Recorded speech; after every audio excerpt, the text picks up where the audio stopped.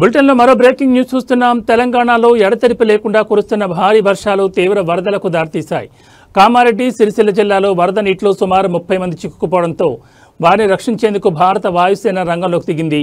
కేంద్ర హోంశాఖ సహాయ మంత్రి బండి సంజయ్ కుమార్ చేసిన విజ్ఞప్తి మేరకు రక్షణ మంత్రి రాజ్నాథ్ సింగ్ వెంటనే స్పందించి సహాయక చర్యల కోసం హెలికాప్టర్ను పంపాలని ఆదేశాలు జారీ చేశారు.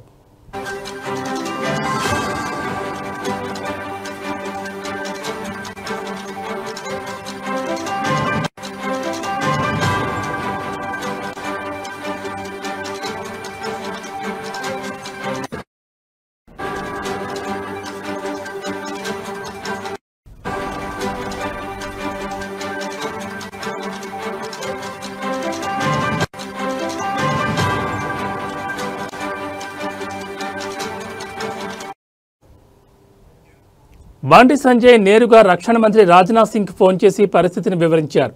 దీంతో హక్కింపేట ఎయిర్ఫోర్స్ స్టేషన్లోని అధికారులకు తక్షణ ఆదేశాలు అందాయి.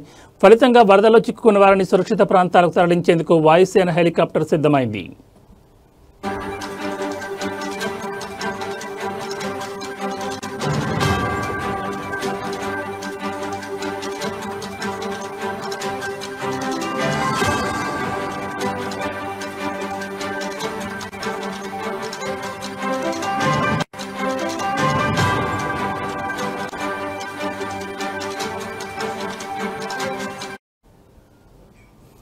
మరోవైపు మెదక్, కామారెడ్డి జిల్లాలో వరద పరిస్థితి అత్యంత తీవ్రంగా ఉండడంతో భారత సైన్యం సహాయక చర్యలను ముమ్మరం చేసింది. ఆర్మీకి చెందిన ప్రత్యేక బృందాలు రంగంలోకి దిగి ఎన్డీఆర్ఎఫ్, ఎస్డీఆర్ఎఫ్ స్థానిక అధికారులతో కలిసి పనిచేస్తున్నాయని సదరన్ కమాండ్ ఒక ప్రకటనలో తెలిపింది. ఆర్మీ, ఇంజనీరింగ్ టాస్క్ ఫోర్సులు దెబ్బతిన్న రహదారులను పునరుద్ధరిస్తూ అడ్డంకులు తొలగిస్తున్నాయి. వైద్య బృందాలు బాధితులకు తక్షణ సేవలు అందిస్తున్నాయి. ప్రత్యేక బోట్లు, ఇతర పరికరాలతో వరదల్లో చిక్కుకున్న ప్రజలను సురక్షిత ప్రాంతాలకు తరలించడంతో పాటు వారికి అవసరమైన సహాయ సామగ్రిని అందజేస్తున్నారు.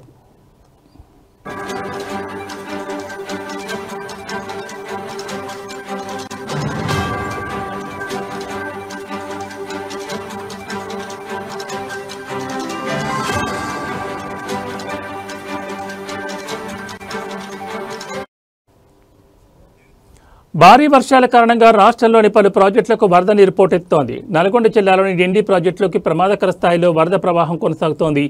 అలాగే రాజన్న సిరిసిల్ల జిల్లాలోని శ్రీ రాజరాజేశ్వర జలాశయానికి భారీగా ఇన్ఫ్లో వస్తుండటంతో అధికారులు 18 గేట్లెత్తి నీటిని దిగువకు విడుదల చేస్తున్నారు.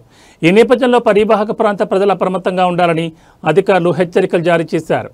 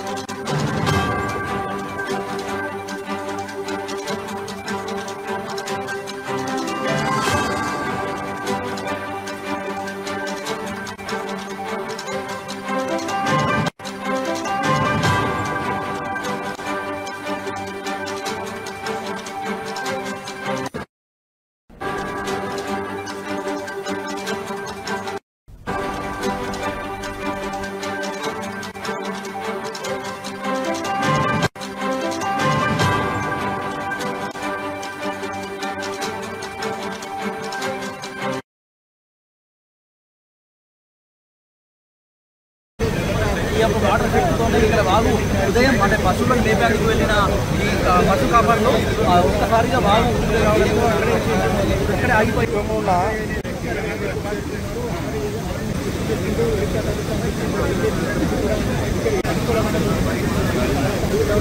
రాజ్నాథ్ సింగ్తో మాట్లాడే